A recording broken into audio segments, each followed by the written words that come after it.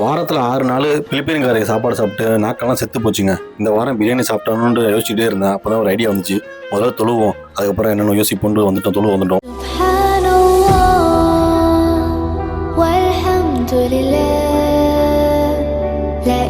தொழுக முடிஞ்ச கையோட ஃபோன் வந்துருச்சு. நான் பயந்துட்டேன். நல்லா என்னடா மேடம் ஃபோன் பண்ணி தான் மற்ற 2 மணி நேரம் செஞ்சு இப்போ ஃபோன் வந்து மற்ற நம்ம தெரிஞ்ச பாய் ஒருத்தர் என் பொண்ணுக்கு நிற்காப்பா, அதனால் ஒரு பார்ட்டி வைக்கிறது பிரியாணி கிடைக்க வண்டியை வரும்னு சொல்லிட்டாரு. அதனால் இதனால் ஆனந்தம் அப்படின்னு பிரியாணி கிடைக்க வந்துட்டோம். வந்திருக்காரு தான் நம்ம தமிழ்நாடு கடை நியூ மதராசி ரெஸ்டாரண்ட்டு. சும்மா சொல்லக்கூடாது, கடை சிறுசு தான், ஆனால் பொருள் எல்லாம் பெருசு. பிரியாணி டேஸ்ட்டு செம்மையாக தான் இருக்கும். டேஸ்ட்டு இது முன்னாடி 2 வாட்டி சாப்பிட்ருக்கோம், இது 3ஆவது வாட்டி. பாய் என்ன நினச்சதில்ல 10% சொல்கிறாரு. என்னடா அது ஓகேவா எவ்வளோ சந்தோஷம் வாங்கிட்டு வந்துட்டோம். கடையில் சாப்பிட முடிய டைமில் இருந்து நாங்கள் ரூம் சாப்பிட்டோம்.